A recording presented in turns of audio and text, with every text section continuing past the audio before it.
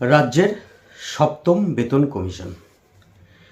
সেই বেতন কমিশনে বিভিন্ন ধরনের নতুন নতুন নিয়ম আসতে পারে এবং সেটি কেন্দ্রের যে বেতন কমিশন আছে তার সঙ্গে অনেকটাই সামঞ্জস্য বা বলা যেতে পারে যে সেটাকে ধরে নিয়ে ইমপ্লিমেন্ট করার সম্ভাবনা রয়েছে। আমরা দেখেছি এর নোটিফিকেশন যেটি হচ্ছে সেখানেও। এবার আপনাদের সঙ্গে আজকে শেয়ার করতে এলাম যে হাউস রেন্ট, সেই হাউস রেন্টটি কি এবার কেন্দ্রের যে পদ্ধতি আছে সেই পদ্ধতি অনুসরণ করবে, অর্থাৎ শহর ভিত্তিক হওয়ার কি সম্ভাবনা আছে? বিভিন্নজন বিভিন্ন মন্তব্য করতে পারেন, যদিও সে নিয়ে কোনো এখনও তার নির্দেশিকাও নেই, কোনো নির্দেশ নেই এবং কোনো লিখিত বা মৌখিকও কোনো কিছু আমরা জানি না। কিন্তু কতগুলি বিষয় যদি আমরা উল্লেখ করি তাহলে এখানে বুঝতে পারবেন, হয়তো বা তার ইমপ্লিমেন্টেশনের একটা প্রাথমিক ধাপ লক্ষ্য করা যেতে পারে।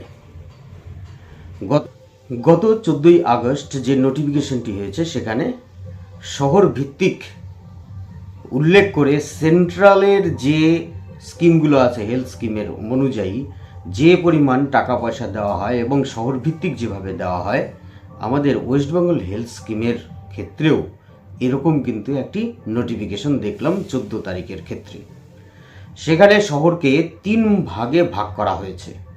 আগে যে রেট চার্ট অনুযায়ী দেওয়া হতো, এবার সেই রেট চার্টের থেকে অনেকটাই বৃদ্ধি পেয়েছে। তাদের যে টাকা অর্থাৎ চিকিৎসার ক্ষেত্রে যে টাকা দেওয়া হতো তা কিন্তু বৃদ্ধি পেয়েছে, কেন্দ্রীয় সিদ্ধান্ত অনুযায়ী সেক্ষেত্রে বৃদ্ধি পেয়েছে। কিন্তু বৃদ্ধি পেলেও এবার পশ্চিমবঙ্গের ক্ষেত্রে এরকম ছিল না। কিন্তু সেক্ষেত্রে কি হলো, যে রাজ্যের শহরগুলো আছে সেই শহরগুলো ভিত্তিক যে জনসংখ্যা, সেই জনসংখ্যা অনুযায়ী কিন্তু দেওয়ার সিদ্ধান্ত নেওয়া হলো।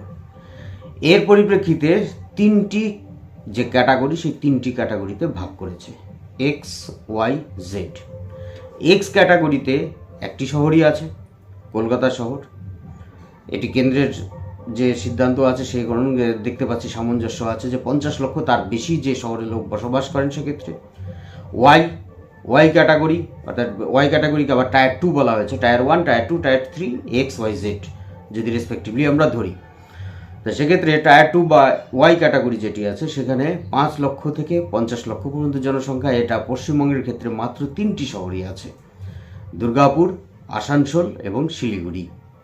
এবং বাদ বাকি সমস্ত যে মিউনিসিপ্যালিটি, ছোট শহর, গ্রাম বাংলা পুরোটাই সেখানে জেড ক্যাটাগরিতে রাখা হয়েছে, অর্থাৎ টায়ার 3। এবার যদি আমরা হাউস রেন্টের কথা বিবেচনা করি, অর্থাৎ সপ্তম বেতন কমিশনে যেহেতু এরকম ইমপ্লিমেন্টেশন বিভিন্ন ক্ষেত্রেও দেখা যাচ্ছে এবং সিদ্ধান্ত অনুযায়ী হয়তো বা হতেও পারে, কারণ অষ্টম বেতন কমিশনের সুপারিশ যা থাকবে সেটিকে এখানে ধরে নিয়ে কাজ এগোনোর কথাও বলা আছে, সেটাকেও বিবেচনার মধ্যে রাখতে হবে। তাহলে কেন্দ্রের ক্ষেত্রে যদি এই যে ক্যাটাগরি অনুযায়ী যদি ভাগ হয়, তাহলে হাউস রেন্টের ক্ষেত্রেও কিন্তু যে বিভাজন মানে পার্ট অনুযায়ী টায়ার 1, টায়ার 2, টায়ার 3 এরকম যদি করা হয়, তাহলে কলকাতা শহরে যা পাবেন তার থেকে কম পাবেন দুর্গাপুর, আসানসোল, এবং তার থেকেও কম পাবেন কিন্তু অন্যান্য শহর বা গ্রাম বাংলার যে মানুষ যারা চাকরিজীবী আছেন তাদের ক্ষেত্রে। এখন দেখা যাক, এটি কিন্তু শুধুমাত্র যেহেতু এই নোটিফিকেশনের পরিপ্রেক্ষিতে আমরা বললাম, ভবিষ্যৎ বলবে সব কিছু। যদি এখনও সুপারিশ থেকে শুরু করে কোনো কিছুই আমাদের হাতে নেই বা আমরা জানিও না, কিন্তু এটি কি হতে পারে? মতামত আপনারা জানাবেন, আপনারা বলবেন যে সত্যি সত্যি হতে পারে কি না। তবে দেখে একটি কিন্তু অনুমান কিন্তু করা যেতে পারে বা অনুমান করা যায়। ধন্যবাদ।